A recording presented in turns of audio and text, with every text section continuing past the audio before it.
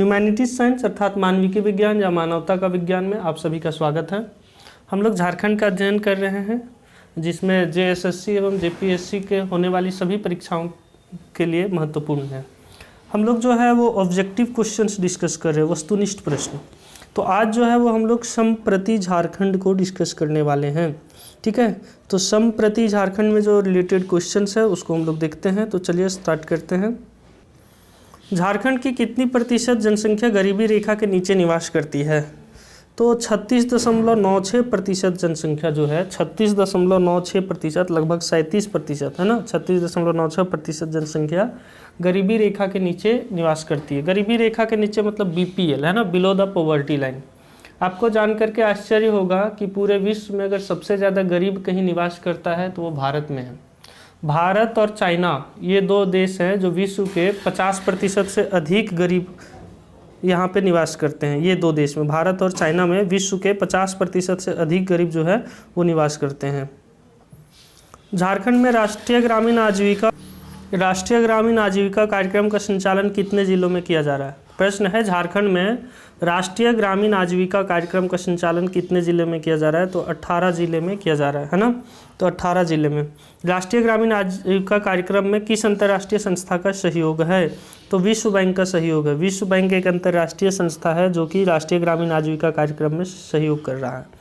रोशनी परियोजना राज्य के कितने जिलों में संचालित हो रही है? तो 24 जिलों में जो है वो रोशनी परियोजना संचालित हो रही है। Single sign on for ease of doing business आरंभ करने वाला झारखंड देश का कौन सा राज्य बन चुका है? तो पहला राज्य सिंगल साइन ऑन है ना, single sign on for ease of doing business. Ease of doing business का मतलब होता है बिजनेस को आसान कर देना, कि कोई भी व्यक्ति आए अपना स्टार्टअप करे, बिजनेस उनके लिए बहुत आसान हो जाए। ऐसा करने वाला झारखंड जो है वो देश का प्रथम राज्य बन चुका है। शहीद एल्बर्ट एक्का का संबंध किस जिले से था? तो शहीद एल्बर्ट एक्का का संबंध जो है वो गुमला जिले से था। कहाँ से था? तो गुमला जिले से था। गुमला जिला अंतर्गत जारी प्रखंड का नाम परिवर्तित कर क्या किया गया है? तो गुमला जिला अंतर्गत जारी प्रखंड का नाम जो है वो परिवर्तित करके परमवीर एल्बर्ट एक्का कर दिया गया है। परमवीर एल्बर्ट एक्का कर दिया गया है। तो गुमला जिला अंतर्गत जारी प्रखंड का नाम जो है वो उसको परिवर्तित कर दिया गया और उसका नाम कर दिया गया है परमवीर एल्बर्ट एक्का। CSR के तहत झारखंड देश के पहले खेल विश्वविद्यालय की स्थापना कहाँ की जा रही है? तो CSR के अनुसार से जो है वो देश का पहला जो है वो राष्ट्रीय खेल विश्वविद्यालय जो है वो रांची में स्थापित किया जा रहा है ना। किस कंपनी के सहयोग से CSR विश्वविद्यालय की स्थापना होगी? CSR विश्वविद्यालय की स्थापना जो है वो किस के अनुसार से मतलब किस कंपनी के सहयोग से होगी? तो CCL के सहयोग से होगी, जो देश का पहला खेल विश्वविद्यालय होगा, है ना। अगला प्रश्न है, राज्य के किस जिले में सबसे बड़े नदी पुल का निर्माण हो रहा है? सबसे बड़े नदी पुल का निर्माण जो है वो कहाँ हो रहा है? तो पलामू में हो रहा है। राज्य का सबसे बड़ा पुल किस नदी पर बन रहा है? तो सोन नदी पे बन रहा है। राज्य का जो सबसे बड़ा पुल है वो सोन नदी पर बन रहा है। राज्य में कहाँ भारतीय कृषि अनुसंधान संस्थान का निर्माण हो रहा है? तो बरही में जो है वो भारतीय कृषि अनुसंधान संस्थान का निर्माण हो रहा है। देश का प्रथम राज्य कौन है जिसे DBT योजना केरोसिन तेल हेतु लागू की गई थी? तो लागू की गई थी तो झारखंड जो है वो देश का पहला राज्य है जिसने DBT योजना, DBT का मतलब होता है डायरेक्ट बेनिफिट ट्रांसफ़र योजना, जो है केरोसिन तेल हेतु लागू की गई थी। चलिए आगे देखते हैं। तो झारखंड में केरोसिन तेल हेतु DBT योजना कब लागू की गई थी? तो बताना है कि ये कब लागू की गई थी। तो 1 अक्टूबर 2016 को लागू की गई थी। कब लागू की गई थी? 1 अक्टूबर 2016 को। निम्न में से किस नंबर द्वारा जन संवाद योजना के तहत मुख्यमंत्री से अपनी शिकायत दर्ज की जा सकती है? तो वो नंबर बताना है जिसके द्वारा जन संवाद योजना जो है, जन संवाद मतलब लोगों से बात करना, उस योजना के तहत मुख्यमंत्री से अपनी शिकायत दर्ज की जा सकती है। तो वो टेलीफोन नंबर बताना है। 181 टेलीफोन नंबर है जिसके तहत डायल करने पे जो है वो सीधे मुख्यमंत्री संवाद योजना के तहत जो है आप अपनी शिकायत दर्ज करवा सकते हैं। निम्न में से किस सिविल कोर्ट में वीडियो कॉन्फ्रेंसिंग की सुविधा उपलब्ध कराई गई है? तो कौन सा सिविल कोर्ट है जिसके तहत जो है वो कौन से सिविल कोर्ट में वीडियो कॉन्फ्रेंसिंग जो है वो सुविधा उपलब्ध कराई गई है? तो इसका उत्तर है पाकुड़ में, रांची में और बोकारो में। ये तीनों सिविल कोर्ट जहाँ हैं जहाँ पे जो है वीडियो कॉन्फ्रेंसिंग की सुविधा उपलब्ध करवाई गई है। इसका मतलब यहाँ पे ऑनलाइन सुनवाई भी की जा सकती है। निम्न में से कहाँ के सदर अस्पताल में दवा प्रतिरोध यक्ष्मा केंद्र की स्थापना हुई है? तो जमशेदपुर में, जमशेदपुर के सदर अस्पताल में जो है वो दवा प्रतिरोध यक्ष्मा केंद्र की स्थापना हुई है। जनजातीय शोध संस्थान कहाँ स्थित है? तो जनजातीय शोध संस्थान जो है वो रांची में स्थित है। जनजातीय शोध संस्थान कहाँ स्थित है? तो रांची में स्थित है। जनजातीय शोध संस्थान का नाम निम्न में से किसके नाम पर रखा गया है? तो रामदयाल मुंडा के नाम पे रखा गया है। किनके नाम पे रखा गया है? रामदयाल मुंडा के नाम पे। राज्य में झारखंड राज्य बेरोजगारी भत्ता नियमावली कब निरूपित की गई है ना? तो ये जो है वो 2015 में निरूपित की गई है। झारखंड राज्य बेरोजगारी भत्ता नियमावली कब निरूपित की गई है? तो 2015 में। राज्य में कहाँ संकटग्रस्त महिलाओं के लिए शॉर्ट स्टे होम्स की स्थापना की गई हुई है ना? मतलब तो राज्य में कहाँ संकटग्रस्त महिलाओं के लिए शॉर्ट स्टे होम्स, मतलब कम समय के लिए रहने के लिए घर का जो स्थापना हुई है, तो वो कहाँ की गई है? तो ये रांची में की गई है ना। तो जो संकटग्रस्त महिलाओं के लिए शॉर्ट स्टे होम्स की स्थापना रांची में की गई है। स्वच्छता कार्यक्रम के तहत राज्य की प्रथम पंचायत कौन सी है? स्वच्छता कार्यक्रम के तहत राज्य की प्रथम पंचायत कौन सी है? जो पेयजल से पूर्ण आच्छादन, मतलब पेयजल की व्यवस्था पूरे है एवं खुले में शौच से मुक्त हुई है, और वहाँ पे खुले में शौच एकदम समाप्त हो गया। तो ये गम्हरिया पंचायत है। कौन सा पंचायत है? तो गम्हरिया पंचायत। कोल इंडिया लिमिटेड एवं किस कंपनी को झरिया CBM ब्लॉक पर पेट्रोलियम माइनिंग लीग की स्वीकृति दी गई है? तो एक है ONGC, कोल इंडिया लिमिटेड और ONGC, ये दो कंपनी है। कोल इंडिया लिमिटेड और ONGC ये दो कंपनियां हैं जिनको झरिया CBM ब्लॉक पर पेट्रोलियम माइनिंग लीग की स्वीकृति दी गई है। ONGC एवं IOCL है ना को कहाँ coal bed methane CBM block पर गैस खनिज के पेट्रोलियम माइनिंग लीग की स्वीकृति दी गई है। तो इनको जो है वो हजारीबाग और चतरा में दी गई है ना। कहाँ दी गई है? तो हजारीबाग और चतरा में। ONGC और IOCL को कहाँ? तो हजारीबाग और चतरा में coal bed methane CBM block पर गैस खनिज के पेट्रोलियम माइनिंग लीग की स्वीकृति दी गई है। झारखंड राज्य के जमाकर्ताओं के हितों के संरक्षण हेतु नियमावली कब बनाई गई है ना? तो ये 2015 में बनाई गई। झारखंड राज्य के जमाकर्ताओं के हितों के संरक्षण हेतु नियमावली 2015 में बनाई गई है। निम्न में से किस नाम से राज्य में स्किल मैनेजमेंट सिस्टम विकसित हुआ है? तो ये जो है वो हो जाएगा हुनर नाम से, है ना। स्किल मैनेजमेंट सिस्टम जो है वो हुनर नाम से विकसित किया गया। निःशुल्क एवं अनिवार्य बाल शिक्षा अधिकार अधिनियम कब लागू हुआ? तो ये जो है वो 2009 में लागू हुआ। इसके तहत जो है वो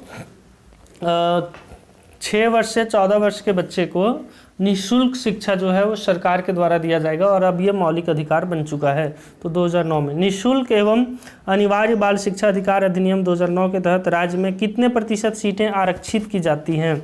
तो कितने प्रतिशत आरक्षित की जाती हैं? तो 25% सीटें जो है वो रिजर्व की जाती हैं। झारखंड की कितनी प्रतिशत आबादी गाँवों में निवास करती हैं? तो आपको बताना है कितनी प्रतिशत आबादी गाँवों में निवास करती है। तो 76% आबादी जो है अभी भी गाँवों में निवास करती है। झारखंड की कुल श्रम क्षमता का कितना प्रतिशत कृषि पर निर्भर है? तो 66.85% क्षमता जो है अभी भी कृषि पर निर्भर है, और मात्र इसका 20% योगदान GDP में है। समझिए कि 66.85% जो है, मतलब लगभग 67% जो है वो किसान, मतलब जो मजदूर हैं हमारे पूरे झारखंड के, या जो श्रमिक हैं, कार्य करने वाले लोग हैं, जो 18 उम्र से अधिक हैं या 15 साल की उम्र से अधिक हैं, तो वो सभी जो हैं वो कृषि पे निर्भर हैं। कितनी प्रतिशत? तो 66.85%। और उतना लोग काम कर रहे हैं और GDP में योगदान कितना हो रहा है? मात्र 20%। इसका मतलब कहाँ गलतियाँ हैं? तो इंफ्रास्ट्रक्चरल लैक है यहाँ पे। सेकेंडरी सेक्टर और टर्शियरी सेक्टर में इंफ्रास्ट्रक्चरल डेवलपमेंट बहुत कम है, 0 है। यहाँ के लोग सेवा क्षेत्र से कितने जुड़े हुए हैं? बहुत कम है। क्यों? क्योंकि यहाँ पे जो है वो इस तरह का इंफ्रास्ट्रक्चरल डेवलपमेंट है ही नहीं। तो समझ सकते हैं कि ये हमारे झारखंड राज्य की या हमारे देश के लिए कितना, मतलब एक तरह से बोल सकते हैं कि ये शर्म वाली बात है कि मतलब अभी भी जो है वो 66.85% कृषि पर निर्भर है, लेकिन GDP में योगदान मात्र 20% है। तो हमारी सरकार जो है वो इस क्षेत्रों में जितना काम करना चाहिए या जिस तरह से उनको पॉलिसी बनाना चाहिए वो उसमें नहीं कर पाते, उसको इम्प्लीमेंट नहीं कर पाते हैं। इसीलिए आज भी जो है वो झारखंड, उड़ीसा ऐसे राज्यों को जो है, छत्तीसगढ़ राज्य जैसे हैं, ये सबको मजदूर राज्य के तौर पर अभी भी देखा जाता है। अगला प्रश्न है कि राज्य में कितनी प्रतिशत भूमि सिंचित है। तो हम लोगों को बताना है कितनी प्रतिशत भूमि सिंचित है। तो यहाँ 13 दिया हुआ है, तो कहीं 12 भी रहता है, कहीं 13 भी रहता है। तो जनरली एक ही ऑप्शन रहेगा, तो 12% भी उत्तर में होगा, 13% भी। तो 12 है ना, तो ये याद रखिएगा, जनरल इसका एग्जैक्ट आंसर 12 है, लेकिन यहाँ 13 भी दिया हुआ है। राज्य की फसल गहनता प्रतिशत में कितनी है। तो फसल गहनता जो है वो कितना है, तो 126 है ना। अगला प्रश्न है राज्य में प्रति हेक्टेयर कितने किलोग्राम उर्वरक का प्रयोग होता है। तो उर्वरक जो फर्टिलाइजर्स है वो कितना होता है, तो 92 है ना। तो कितना होता है, 92 किलोग्राम प्रति हेक्टेयर कितना उर्वरक प्रयोग होता है, तो 92 किलोग्राम, जो कि बहुत मतलब समझ सकते हैं कि फर्टिलाइजर्स का बहुत ज़्यादा यूज़ सही नहीं होता है स्वास्थ्य में, और साथ ही साथ लैंड के डिग्रेडेशन में भी बहुत बड़ा रोल प्ले करता है, भूमि अपरदन। राज्य में बीज परिवर्तन की दर कितने प्रतिशत है। बीज परिवर्तन की दर कितने प्रतिशत है, तो ये जो है वो 15% है। झारखंड में किस नाम से दुग्ध एवं दुग्ध उत्पादों का विपणन किया जाता है ना। तो किस नाम से किया जाता है, तो मदर डेयरी के नाम से जो है वो दुग्ध उत्पादों का विपणन किया जाता है। राज्य में प्रति व्यक्ति दूध की उपलब्धता कितनी ग्राम है। तो हम लोगों को बताना है कि कितनी ग्राम है, तो 177 ग्राम प्रति व्यक्ति है। राष्ट्रीय स्तर पर प्रति व्यक्ति दूध की उपलब्धता कितने ग्राम है। तो अगर राष्ट्रीय स्तर की बात करें तो ये जो है वो 394 ग्राम है। तो समझिए राष्ट्रीय स्तर पर 394 ग्राम प्रति व्यक्ति मिलता है, लेकिन झारखंड में उपलब्धता मात्र 177 ग्राम है प्रति व्यक्ति। राजकीय पशु प्रक्षेत्र रेड सिंधी किस जिले में है ना। तो रेड सिंधी जो है वो किस जिले में है, तो रेड सिंधी हजारीबाग में है, याद रखिएगा। राजकीय पशु प्रक्षेत्र रेड सिंधी हजारीबाग जिले में है। सांड पोषण प्रक्षेत्र किस जिले में है ना। तो सांड पोषण प्रक्षेत्र जो है वो भी हजारीबाग जिले में है। दुग्ध आपूर्ति सह प्रक्षेत्र मुर्रा कहाँ है। दुग्ध आपूर्ति सह प्रक्षेत्र मुर्रा होटवार में है। राज्य में बृहत भेड़ प्रजनन प्रक्षेत्र किस जिले में स्थित है, तो चतरा में है। चतरा में जो है बृहत भेड़ प्रजनन प्रक्षेत्र स्थित है। राज्य में बीटल बकरा प्रजनन प्रक्षेत्र किस जिले में स्थित है, तो चतरा में। चतरा में जो है वो बीटल बकरा प्रजनन प्रक्षेत्र स्थित है। राज्य में सूकर प्रजनन क्षेत्र कहाँ स्थित है, तो सूकर प्रजनन क्षेत्र जो है वो कांके में स्थित है। राज्य में कृषि प्रक्षेत्र में सिंचाई सुविधा के विस्तारीकरण के लिए निम्न में से किस नई योजना का शुभारंभ हुआ है। तो ये जो है वो जल निधि योजना का शुभारंभ हुआ है, जल निधि योजना का। राज्य में जो है वो कृषि प्रक्षेत्र में सिंचाई सुविधा के विस्तारीकरण के लिए जल निधि योजना का शुभारंभ हुआ है। राज्य में दूसरी बार पंचायत चुनाव कब संपन्न हुए थे, तो दूसरी बार पंचायत चुनाव जो है वो 2015 में संपन्न हुए थे। कब हुए थे, तो 2015 में। राज्य में लगभग कितने लाख हेक्टेयर भूमि पर कृषि होती है, तो 29.74% जो है 29.74 लाख हेक्टेयर भूमि है जिस पर कृषि होती है। और झारखंड की कुल मतलब क्षेत्रफल कितना है, तो 79.7 लाख हेक्टेयर है। उसमें से 29.74 लाख हेक्टेयर भूमि पर कृषि होती है। राज्य में कॉमन सर्विस सेंटर किस नाम से संचालित होता है। कॉमन सर्विस सेंटर किस नाम से संचालित होता है, तो प्रज्ञा केंद्र के नाम से संचालित होता है। प्रज्ञा केंद्र के नाम से संचालित होता है।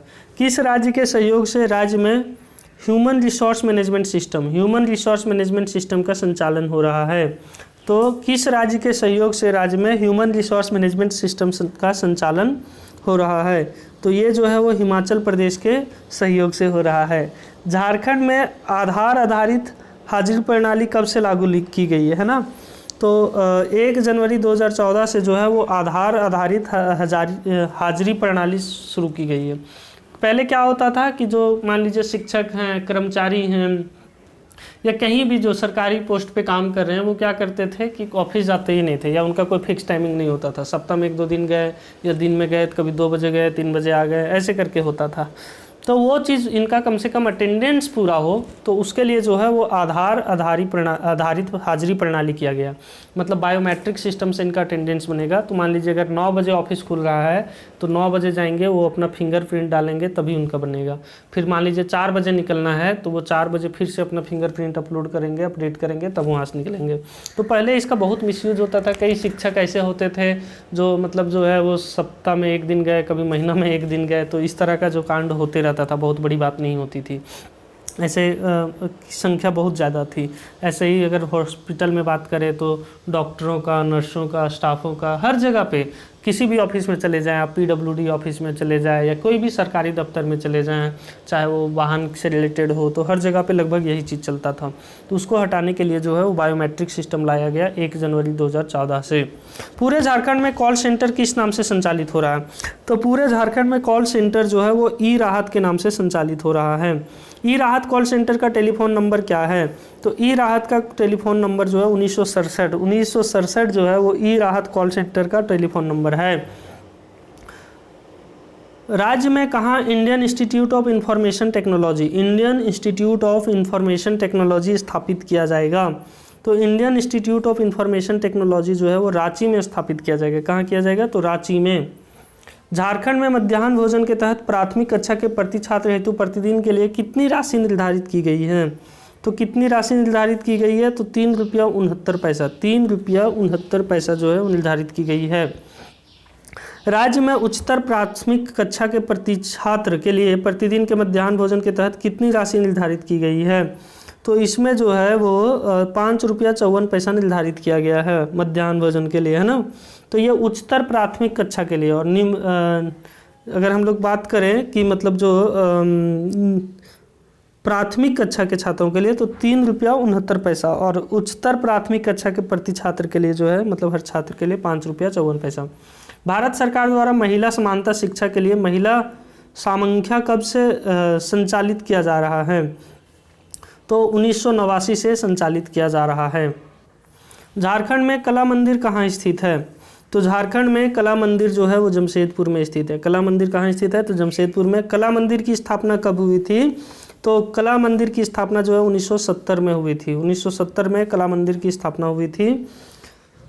राजकीय मानभूम छऊ नृत्य कला केंद्र की स्थापना कब हुई थी? तो 1960 में जो है वो राजकीय मानभूम छऊ नृत्य कला केंद्र की स्थापना हुई थी। राजकीय मानभूम छऊ नृत्य कला केंद्र कहाँ स्थित है? तो राजकीय मानभूम छऊ नृत्य कला केंद्र जो है वो रांची में स्थित है। झारखंड में कुल प्रजनन दर कितनी है? तो झारखंड में कुल प्रजनन दर जो है वो 2.7% है, 2.7%। राज्य में कब तक काला बाजार को समाप्त करने का लक्ष्य था? तो काला बाजार को समाप्त करने का लक्ष्य 2017 तक था। झारखंड में कितनी प्रतिशत आबादी शहरों में निवास करती हैं? तो शहरों में निवास करती हैं उसकी आबादी जो है वो कितना है? तो 24% है ना। 76% जो है वो कहाँ पे निवास करती है? तो ग्रामीण क्षेत्रों में, और 24% आबादी जो है वो शहरों में निवास करती है। झारखंड की कितनी प्रतिशत आबादी 2030 तक शहरों में निवास करेगी? तो जो अनुमान है उसके अनुसार से जो है वो 30%, तो 24 से आबादी बढ़ के 30% होने की संभावना जो है वो 2030 तक है। राज्य में प्रति व्यक्ति खाद्यान्न की उपलब्धता कितनी ग्राम है? तो प्रति व्यक्ति खाद्यान्न की उपलब्धता 250 ग्राम है ना। राष्ट्रीय स्तर पर प्रति व्यक्ति खाद्यान्न की उपलब्धता कितनी है? तो राष्ट्रीय स्तर पर 583 ग्राम है। तो आपको जान करके आश्चर्य होगा कि देखिए झारखंड के लोगों को जहां पूरे भारत में 583 ग्राम प्रति व्यक्ति खाद्यान्न की उपलब्धता है, तो वहीं झारखंड में उससे आधा से भी कम, मतलब समझिए मात्र 250 ग्राम है। तो क्या स्थिति है झारखंड की? मतलब बड़ा आश्चर्य लगता है कि हमारी सरकारें जो है, चाहे केंद्र सरकार जो इतनी बड़ी बड़ी दावा करती हैं या राज्य सरकार, लेकिन वही धरातल पे जब हम लोग आते हैं तो हम लोग स्थिति कुछ और पाते हैं। राष्ट्रीय स्तर पर कुल प्रजनन दर कितनी है? तो राष्ट्रीय स्तर पर कुल प्रजनन दर जो है वो 2.4% है, 2.4% है। झारखंड में प्रति व्यक्ति वार्षिक बिजली की खपत कितना है? प्रति व्यक्ति जो है वो वार्षिक बिजली कितना है? तो 729 किलोवाट आवर। कितना है? तो 729 किलोवाट आवर। वही अगर हम लोग राष्ट्रीय स्तर पे देखेंगे तो 1181 किलोवाट आवर है। समझिए झारखंड जो पूरे भारत को कोयला सप्लाई करता है, जहाँ से बिजली उत्पादन होता है, यहीं के बिजली से जो है वो पूरा देश रोशन होता है, और वहीं झारखंड के व्यक्ति को मात्र 729 किलोवाट आवर प्रति व्यक्ति वार्षिक बिजली मिलती है। और वही अगर राष्ट्रीय स्तर पे देखें तो 1181 किलोवाट आवर है प्रति व्यक्ति वार्षिक। तो समझिए कितना मतलब डिस्पैरिटी है, कितना मतलब जो है वो झारखंड के संसाधन होने के बाद भी झारखंड के लोगों को उसका लाभ नहीं मिल पाता है। तो बड़ा आश्चर्य होता है इन सारी चीज़ों को लेकर के। नीति आयोग द्वारा जारी इंडिया इनोवेशन इंडेक्स 2020 में झारखंड कौन से स्थान पर है? तो झारखंड जो है वो 28वें स्थान पे है। इंडिया इनोवेशन इंडेक्स 2020 में झारखंड जो है वो 28वें स्थान में। इंडिया इनोवेशन इंडेक्स 2020 में झारखंड को कितने अंक प्राप्त हुए? तो झारखंड को जो है वो 17.12 अंक प्राप्त हुए। ह्यूमैनिटीज साइंस में आप सभी का जुड़ने के लिए बहुत धन्यवाद। आप सभी का जो फीडबैक है हमारे लिए बहुत ही महत्वपूर्ण है, तो आप अपना विचार अवश्य प्रकट करें।